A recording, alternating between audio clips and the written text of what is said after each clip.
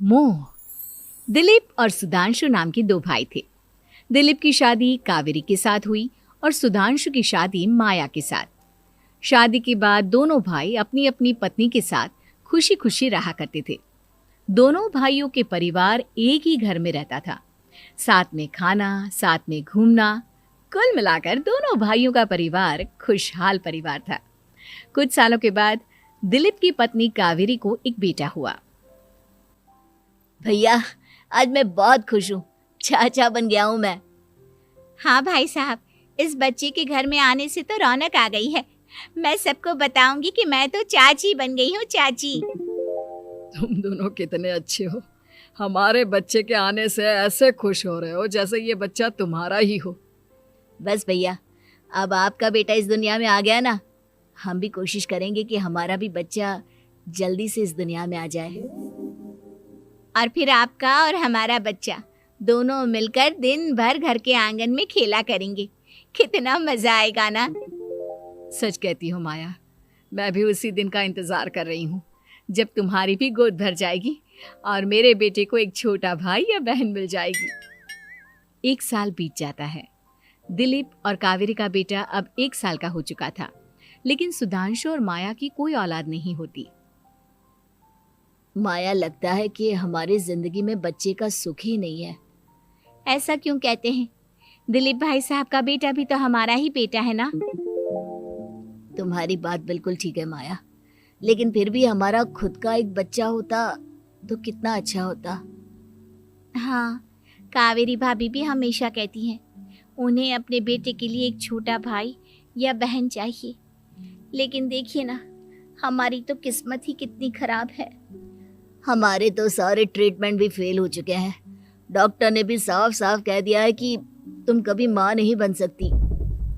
वही तो सुधांशु, बहुत बुरी किस्मत है हमारी।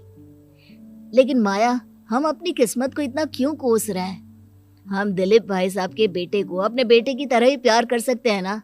हाँ जी, बिल्कुल सच कहा। मैं भी वैसा कर सकती हूँ। चाची हूँ, उसे छोटी माँ का प्यार नहीं दूंगी क्या?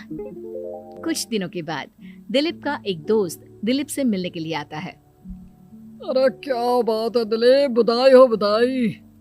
और घर तो काफी बड़ा है तुम्हारा। वैसे तुमने अपने बेटे के बारे में क्या सोचा है? भैया, और क्या सोचेंगे, बस उसे पढ़ा लिखा कर अफसर बनाएंगे, उसकी पढ़ाई पर खर्च करेंगे। अरे भाभी, आपकी तो इतनी सारी प्रॉपर्टी है, आपको किस बात की चिंता? ले देकर एक बेटा ही तो है। अरे नहीं दोस्त, तुम गलत समझ रहे हो। इस घर में मैं और मेरा छोटा भाई दोनों रहते हैं। इस घर का आधा हिस्सा मेरे छोटे भाई का है। अच्छा, कितने बच्चे हैं तुम्हारे छोटे भाई के? भैया, उनके साथ ना कुछ प्रॉब्लम है। मेरी देवरानी कभी माँ नहीं बन सकती। अरे फिर किस बात की चिंता? अरे मैं तो कहता हूँ अपने बेटे के भविष्य के बारे में सोचिए ही मत। बस ये घर उसके नाम करवा दीजिए। देखिए, आपके भाई का भी कोई बच्चा नहीं है तो सब कुछ आपके बेटे को ही मिलना चाहिए। लेकिन ऐसा करना क्या सही होगा? अगर उनका बच्चा नहीं है तो क्या हुआ? ये घर आधा उनका है, उनकी जो मर्जी है वो करें। अरे कैसी बात करते हो? उनकी कोई औलाद नहीं है, वो क्या करेंगे प्रॉपर्टी अपने नाम रखकर? हाँ, वैसे भाई साहब, आपकी बात तो बिल्कुल सही है। अब जो कुछ भी है वो हमारे बेटे का ही तो है। आखिर वही तो इस घर के वंश को आगे बढ़ाएगा। मैं कल ही देवर जी से बात करती हूँ। अगले दिन सुधांशु और माया, इधर आओ। तुम दोनों से एक बहुत जरूरी बात करनी है मुझे। बताइए ना भाभी, क्या बात है? आपको कहीं जाना है तो आप अपने बेटे को मेरे पास छोड़कर जाइए। मैं ही पूरा दिन रख लूंगी उसे। अरे नहीं माया, वो तो मुझे पता है। मैं किसी और चीज के बारे में बात करना चाहती हूँ। बताइए ना भाभी, क्या बात है? देखिए देवर जी, आपका कोई बच्चा है नहीं, लेकिन मैं जानती हूँ कि आप हमारे बेटे को अपने बेटे की तरह ही प्यार करते हैं। भाभी, बेटी की तरह नहीं, वो हमारा ही बेटा है। मेरे लिए तो वो मेरा ही बच्चा है। वही तो फिर क्यों ना ये सारी प्रॉपर्टी हम मेरे बेटे के नाम करवा दे, क्योंकि तुम्हारा हो या मेरा, हम सबका एक ही तो है बेटा। लेकिन भाभी, अभी तो वो सिर्फ 1 साल का है। अभी से प्रॉपर्टी उसके नाम करवाने का क्या मतलब है? देखिए देवर जी, जो काम जितना जल्दी हो जाए ना उतना अच्छा। आने वाले वक्त का क्या भरोसा। भाभी भरोसा क्यों नहीं, हम तो हमेशा आपके बेटे को माँ बाप की तरह ही प्यार करेंगे। हाँ, लेकिन फिर भी मैं चाहती हूँ कि ये सारी प्रॉपर्टी मेरे बेटे के नाम हो जाए। अब मुझे नहीं लगता तुम दोनों को इसमें कोई भी परेशानी होगी, है ना? भाभी वैसे तो आप जो कह रही हैं वो बहुत जल्दबाजी है, लेकिन फिर भी अगर आपको ऐसा लगता है तो ठीक है, कल ही प्रॉपर्टी के पेपर बनवा लीजिए, मैं और माया उस पर साइन कर देंगे। इस तरह से अगले दिन प्रॉपर्टी के पेपर बनवाकर सारी प्रॉपर्टी दिलीप और कावेरी के बेटे के नाम पर करवा दी जाती है। कुछ दिनों के बाद सुधांशु, सुबह सुबह ये कौन लोग आ गए हैं तुम्हारे घर पर? भैया वो ऊपर वाला कमरा खाली पड़ा था ना, सोच रहा था किराएदार रख देता हूँ। लेकिन किराएदार रखने से पहले आपने हमसे पूछा भी नहीं। भाभी इसमें आपसे पूछने वाली क्या बात थी, हमें एक ही कमरे की जरूरत थी, इसलिए सोचा दूसरा कमरा किराया पर दे देते हैं, कुछ इनकम हो जाएगी। अरे माया, ये सारी प्रॉपर्टी अब मेरे बेटे के नाम पर है और यहाँ पर जो कुछ भी होगा उसके लिए तुम्हें मेरी या दिलीप की परमिशन तो लेनी पड़ेगी ना।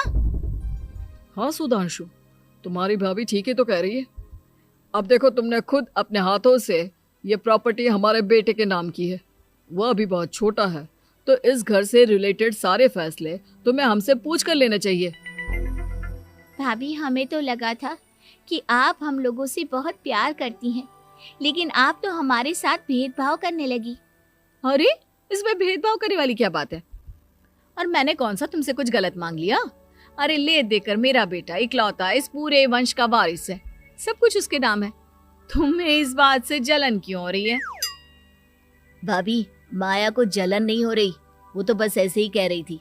सब जानती हूँ मैं, इसकी खुद की तो कोई औलाद पैदा नहीं हुई, बस इसीलिए जब देखो तब मेरे बेटे पर बुरी नजर डालती रहती है। देखो माया, कावेरी तुमसे बड़ी है, वो जैसा कहती है वैसा करो। और वैसे भी इस घर पर अब तुम लोगों का कोई अधिकार नहीं है, वो तो हम लोगों की भलाई समझो जो तुम्हें अभी तक यहाँ रहने दिया है। भैया आप इतने कैसे बदल गए? इस प्रॉपर्टी ने आपके दिल से हमारे लिए प्यार पूरी तरह खत्म कर दिया है क्या? इसी तरह वक्त बीतता जाता है और देखते देखते दिलीप और कावेरी का बेटा प्रणव 25 साल का हो जाता है और उसकी नौकरी लग जाती है। पापा आज मेरा अपॉइंटमेंट लेटर आ गया है, मैंने सिंगापुर में जॉब ज्वाइन कर ली है। लेकिन प्रणव, विदेश में नौकरी करने जाने से पहले तुम्हें कम से कम अपने मम्मी पापा से एक बार पूछना चाहिए था ना। इसमें पूछने वाली क्या बात है माँ, मैं सिंगापुर जाकर जॉब करना चाहता हूँ तो करना चाहता हूँ। देखो प्रणव, हमने तुम्हारे लिए इतनी सारी प्रॉपर्टी यहाँ पर रखी हुई है, उन सब का क्या होगा? यहाँ रहो, बिजनेस करो। सॉरी पापा, मैं यहाँ रहकर कोई बिजनेस नहीं करने वाला, और ये जितनी भी प्रॉपर्टी आपने मेरे लिए संभाल कर रखी है ना, ऐसे ही किसी को दान में दे दीजिए, क्योंकि मैं सिंगापुर से वापस इंडिया आकर कभी नहीं रहने वाला। दिमाग खराब हो गया है तेरा, जानता नहीं तेरी वजह से हमने तेरे चाचा चाची से लड़ाई करके पूरा घर तेरे नाम करवा दिया था। हाँ तो ऐसा करने से पहले आपको सोचना चाहिए था ना। और मम्मा, मैं तो वैसे भी उस वक्त 1 साल का था, मेरा इस मैटर से कोई लेना देना नहीं है। कैसी बात कर रहा है ये लड़का? अरे तेरी वजह से अपने छोटे भाई से दुश्मनी लेकर बैठा हूं मैंने तो उसे घर से भी निकाल दिया। जानता नहीं तू, बाजू वाले घर में एक छोटा सा कमरा किराए पर लेकर रहते हैं तेरे चाचा चाची, और ये सब मैंने तेरे लिए किया। देखिए पापा, आपने जो कुछ भी किया अपने लिए किया। मैंने आपसे कब कहा था कि मुझे ये प्रॉपर्टी और घर चाहिए? और वैसे भी अपने भाई के साथ इस तरह का बिहेव करके आपने कोई अच्छा काम तो किया नहीं। तू सही कह रहा है बेटा, हमने तेरे चक्कर में अपने छोटे भाई जैसे देवर और बहन जैसी देवरानी को इस घर से निकाल दिया। बहुत बड़ी गलती हो गई मुझसे। ठीक है मॉम, तो अब आप अपनी गलती सुधारो, लेकिन मुझे तो फॉरेन जाना है, मैं वहीं जाऊंगा। अब आगे क्या करना है ये आपका डिसीजन है। और प्रणव सिंगापुर जॉब करने के लिए चला जाता है। कुछ दिनों के बाद जब दिलीप और कावेरी को अपनी गलती का एहसास होता है तो वो सुधांशु के घर पहुंचती है। सुधांशु, माया, हमें माफ कर दो, हमसे बहुत बड़ी गलती हो गई। क्या हुआ भाभी? आज इतने सालों के बाद अब हम गरीब लोगों के घर क्या करने आई हैं? भाभी, हमने तो खुशी खुशी अपने भतीजे को सब कुछ दे दिया, अब हमारे पास कुछ भी नहीं बचा है। भाई मुझसे बहुत बड़ी गलती हो गई, जो तेरे जैसे भाई को मैंने प्रॉपर्टी के चक्कर में घर से निकाला, और जिसके लिए मैंने ये सब कुछ किया वो खुद ही विदेश चला गया। भैया भाभी, जिस बेटे के लिए आपने हम लोगों को इतनी तकलीफ दी, आपस के प्यार को बिगाड़ा, जब वही आपसे दूर चला गया तो आपको इस बात का एहसास हुआ। लेकिन माफ कीजिए, अब हम आपके साथ रहने के लिए उस घर में नहीं आ सकते। नहीं नहीं माया, ऐसा मत कहो, मुझसे बहुत बड़ी गलती हो गई, प्लीज वापस चलो, मैं वो घर फिर से तुम्हारे नाम कर देती हूँ। भाभी, मैं उस घर का क्या करूंगी? किसके लिए? मेरा कोई बच्चा नहीं, मैं तो बस जिंदगी भर आप लोगों के साथ प्यार से रहना चाहती थी, प्रणव को अपने बेटे की तरह प्यार करना चाहती थी, लेकिन आपने मुझसे वो अधिकार छीन लिया। भाभी और भैया, एक सवाल पूछना चाहता हूँ आप लोगों से।